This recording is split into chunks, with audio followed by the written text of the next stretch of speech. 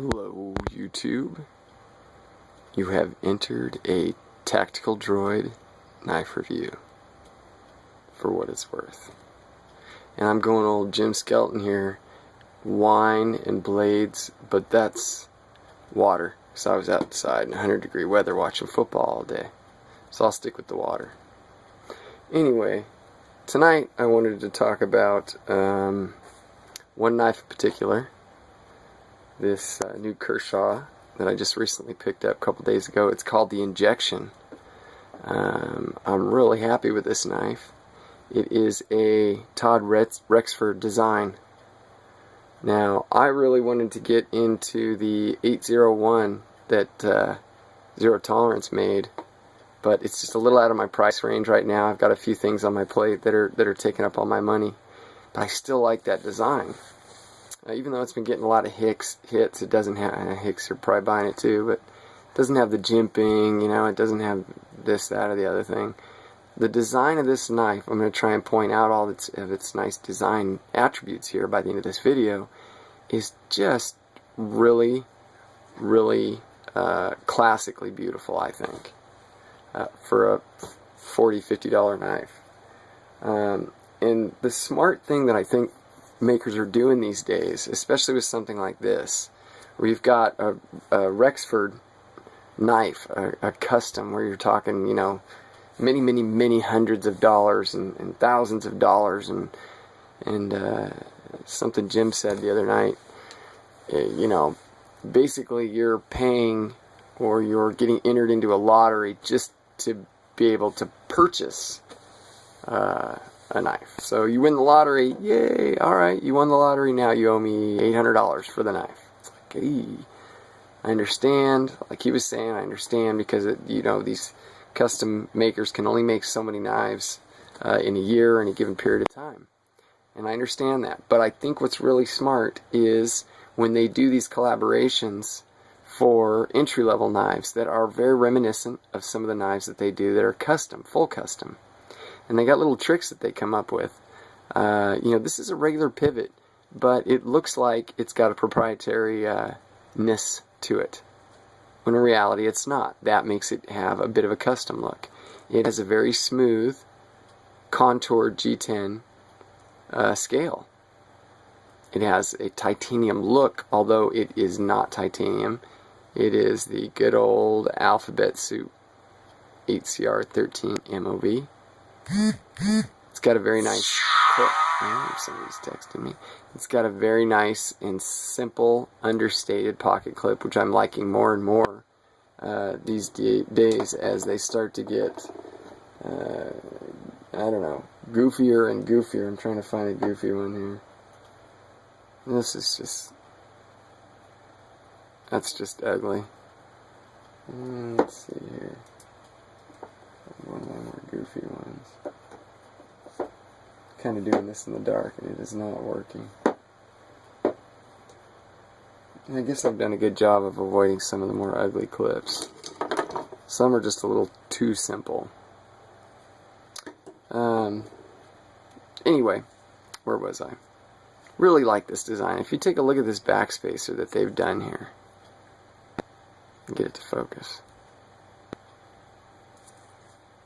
Oh, baby, focus. Look at that. Very, very, it's milled. It's not just a flat piece there. It's got angles and contours to it. A neat little space for your lanyard hole.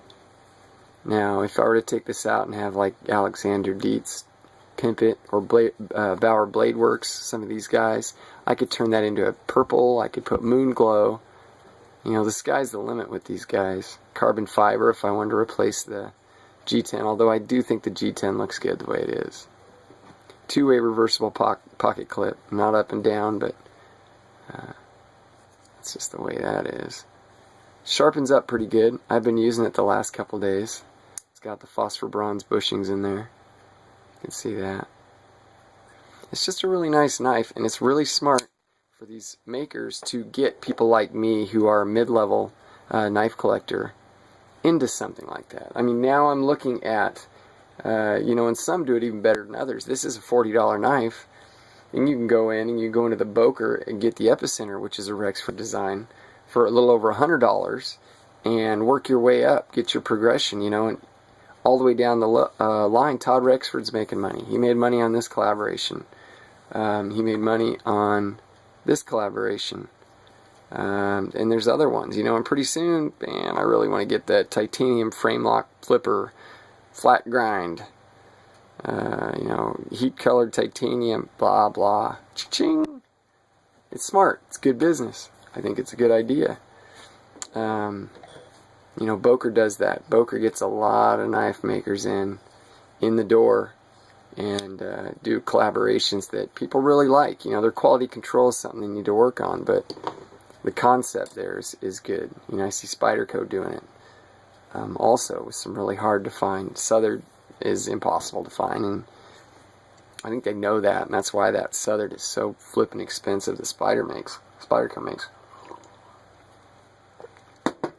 Anyway, I just wanted to give a little shout out to this. If you're thinking of buying the injection, this is the 3.5. The 3 I think would have been too small. This is like a perfect EDC.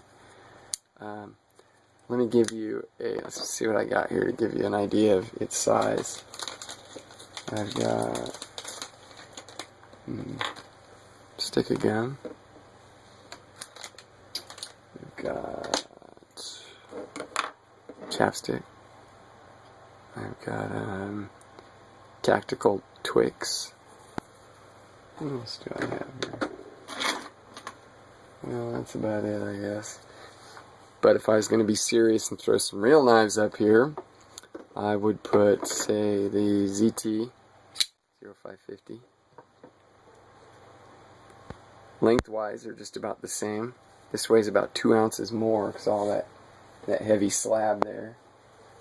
I'll get this crap out of the way. Quite a bit longer, but lighter than the Butch Ball at the 300 from Benchmade. Really like that knife. That's another new one. Anyway, so that's about it, really. Just I'd shoot the breeze with you on that. Another cool detail I just thought of. If you can see the thumb studs, they do there's like a turn, almost like a drill bit turn on it. Just a classy little look. Something they didn't have to do, but they did, and it added to its beauty. Fancy pivot screw. The milling is beautiful on that. You know, it could probably be a little lighter. It's not a real heavy knife to begin with, but it doesn't look like there's any skeletonizing in there. Anyway, I highly, highly recommend this knife. I got it on Blade HQ for, I think it was $37, $37.99, something like that. And it shipped out on Labor Day. Even though it was Labor Day, it got here 2 days after Labor Day, and I picked for the free shipping. And I got the free because